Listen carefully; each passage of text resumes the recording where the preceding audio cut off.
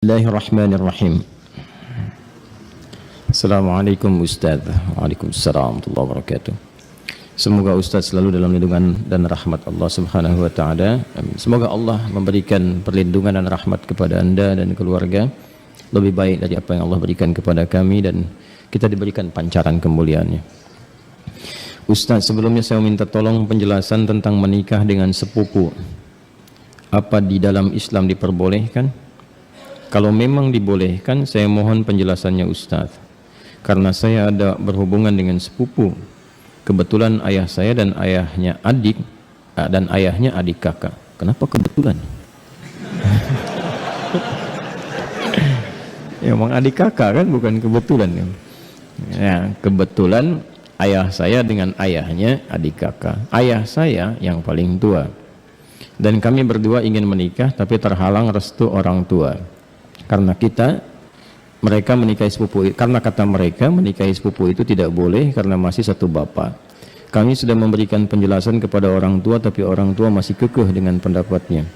Kami hanya ingin halal agar kami terhindar dari maksiat. Kami mohon kepada Ustadz untuk memberikan penjelasan tentang hukum menikahi sepupu. Dan kalau boleh, kami minta tolong divideokan ya Ustadz,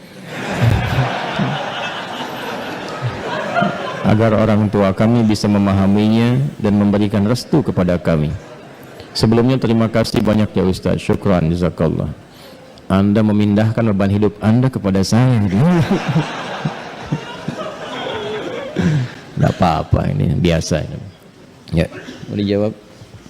Yuk kita pakai Quran aja dulu jawabnya. Buka Quran surah ke 33 Al-Ahzab ayat 50. Quran surah 33 ayat 50. Tolong diambilkan kursi satu lagi, biar duduk. Kursi satu lagi, minta kursi. Ada? Kita langsung aja ya, supaya nggak terlalu panjang. Hukum pernikahan dengan sepupu. Ada sepupu, ada keponakan, beda ya. Baik. Ini kan kasusnya begini. Ada adik kakak, ya. Kemudian masing-masing punya anak, kan? Anaknya ini saling punya rasa, ya, saling mencintai. Baik ya, masih ingat yang pernah saya sampaikan? Bukan 2 tahun lalu, kemarin malam Jumat, ya, baik ya. Dan rasa ini ingin disalurkan dalam bentuk yang halal untuk pernikahan. Menikahi yang yang dicintai, menikahi yang dicintai itu harapan. Tapi mencintai yang dinikahi itu kewajiban. Jelas? Baik ya? Nah, sekarang ada harapan enggak untuk menikahi yang dicintai itu? Dia punya rasa cinta antara sepupu ini, ya, anak dengan anak, maka boleh enggak hukum nikahnya? Jadi kita lihat di Quran ya, surah ke-33 ayat 50. Ada ayatnya? Dibaca. A'udzubillahi minasyaitonirrajim. Bismillahirrahmanirrahim. Ya ayyuhan nabiyyu inna ahlalna laka baik azwajaka allati ataita ujurahunna wa ma malakat baik yaminuk mimma afa Allahu alaih. Setelah itu wa banati ammika wa banati ammatika wa banati khalika wa banati khalatika. Terus ya, sampai situ dulu karena sesuai pertanyaan. Baik kan? Wa mar'atan mu'minatan in wahabat nafsaha lin nabi ya. Nah, itu nanti diteruskan ayatnya kemudian. Yuk kita lihat. Saya berdiri sebentar untuk menggambarkan dulu ya, sejenak. Wahai Nabi sallallahu alaihi wasallam, dengan keagunganku kata Allah, dihalalkan bagimu untuk menikahi perempuan-perempuan yang kualifikasinya dibenarkan secara agama. Terus ya? Sepanjang engkau siapkan pula, ya, mahar yang engkau siapkan. Kemudian juga dibolehkan dengan kualifikasi-kualifikasi tertentu. Jadi dalam pernikahan itu ada yang tidak diperkenankan menikah, ada yang dibolehkan menikah. Nanti yang tidak diperkenankan diantaranya di ayat ke-23 surah ke-4 itu, surah An-Nisa ayat 23. Ayo, yang jomblo fisabilillah tuh dituliskan dulu itu, ya.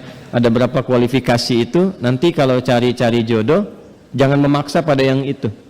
Ya, itu yang tidak boleh. Hurrimat 'alaikum ummahatukum. Ibumu nggak boleh. Ya kan? Kemudian juga saudarimu nggak boleh. Ya kan? Nanti ada kualifikasinya sampai dengan yang ke bawahnya, ya. Atau kurang lebih ada 11 yang disebutkan di situ. Itu yang tidak diperkenankan. Nanti ayat 12-nya sebagai tambahan. Jadi yang ayat 23 itu yang disebut dengan mahram. Ayat 24-nya istri orang.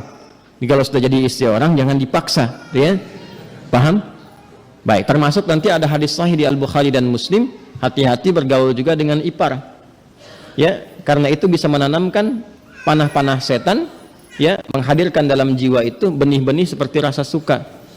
Itu hati-hati, bisa jadi pengantarnya curhat.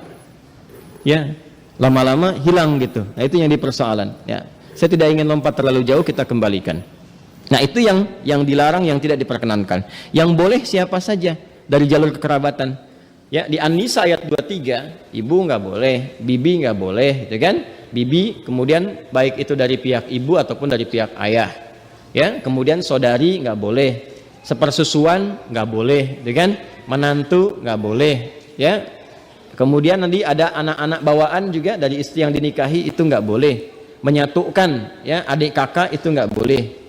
Baik, istri orang itu nggak boleh. Di luar itu yang boleh apa? Ya, di luar itu yang boleh apa? Teruskan. Satu, kalau dari jalur kekerabatan yang paling dekat, anak paman. Baik, ya. Obanati ammika. Anak paman berarti sepupu kan? Ya kan? Baik. Ini saya sebut kakek sajalah. Ya. Kakek punya anak kan? Ya. Ini A, ini B. Ini anaknya laki-laki, ini laki-laki juga. Oke? Sudah. Ini ayah lah ya, untuk memudahkan. Ini bapak.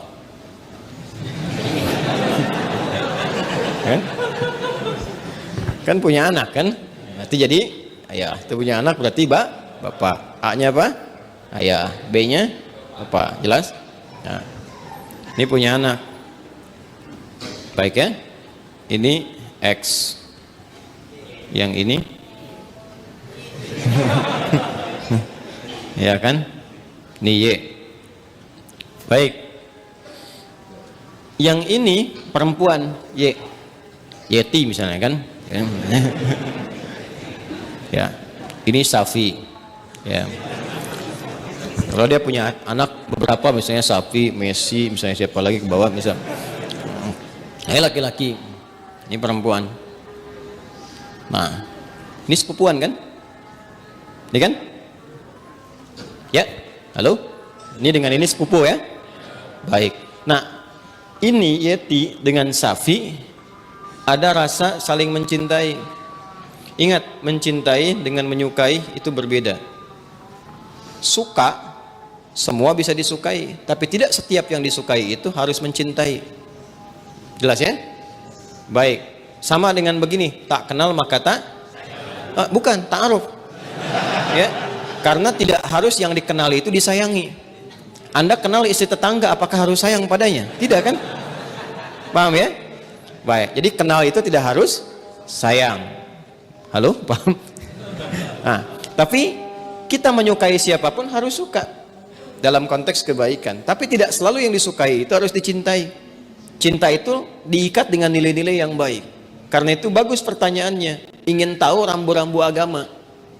Supaya tidak keluar dari nilai-nilai itu. Supaya tidak masuk dalam jerat-jerat setan. Apa hukumnya kemudian kalau ini ingin menikah dengan ini? Ini ada anak paman nih. Ini kan kesini paman kan? Ya kan? Ini ada anak pamannya nih. Anak pamannya. Apa hukumnya kalau saya ingin menikah dengan anak paman? Maka dijawablah kemudian di Al-Ahzab tadi di ayat yang ke-50. Wa banati ammika wa banati ammatika.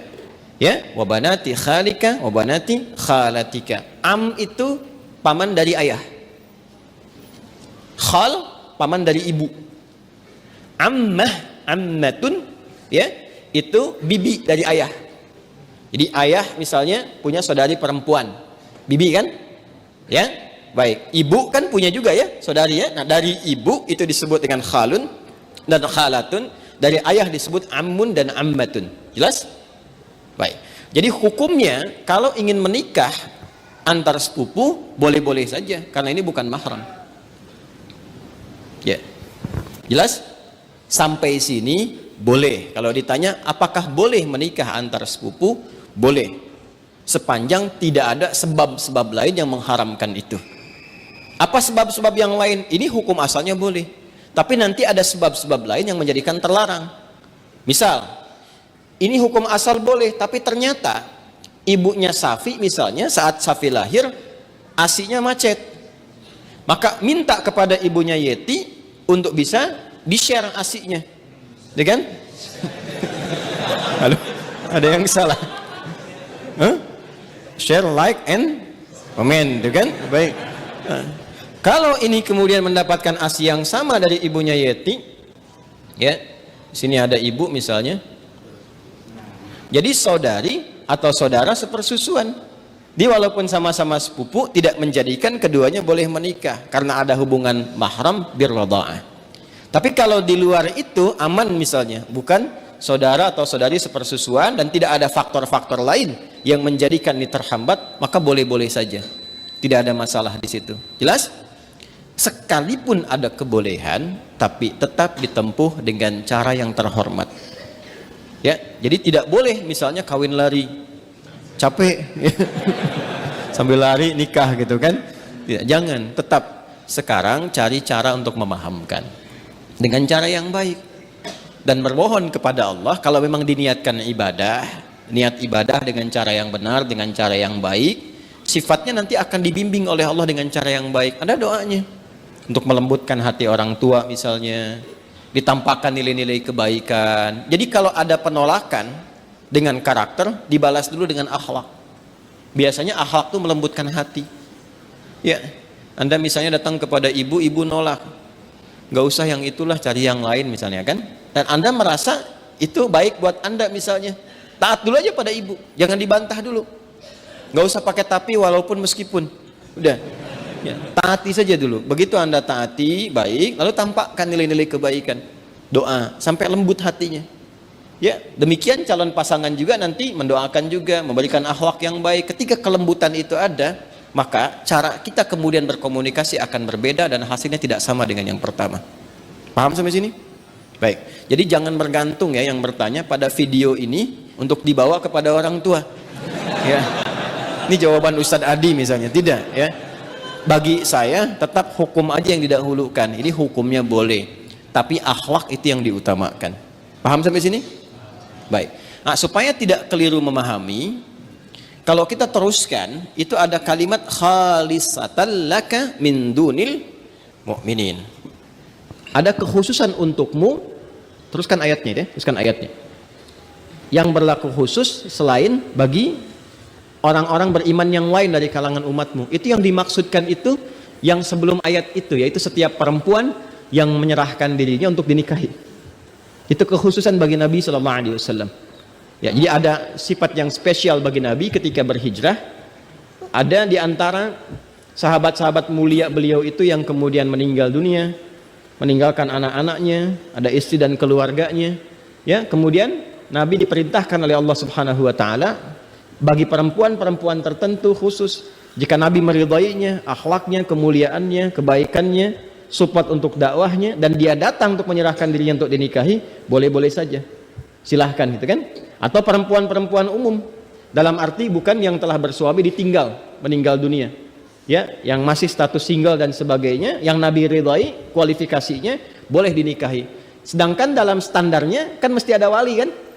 Nah, kalau bagi Nabi itu khusus ya, bagi Nabi khusus, tidak berlaku umum. Jadi nanti harus pandai baca-baca ayat. Ada yang khusus untuk Nabi, ada yang umum berlaku untuk umatnya. Di ayat ini ada dua kualifikasi. Ada yang umum sifatnya seperti menikah antar sepupu itu, ada yang khusus sifatnya seperti perempuan yang datang sendirinya untuk minta dinikahi. Jadi nggak boleh misalnya ada ustadz, ada dari akhwat datang, ustadz silahkan nikahi saya ya, misalnya kan tuh. Walinya mana? Nggak apa-apa, saya jadikan Allah sebagai wali saya. Dia, nah itu nggak boleh. Paham ya? Itu nggak boleh hukumnya. Jelas? Nah, itu diantara yang ditemukan. Karena ini ada kisah kenapa ayat ini turun. Salah satunya kisah Sayyidah Maimunah Al-Ansariyah.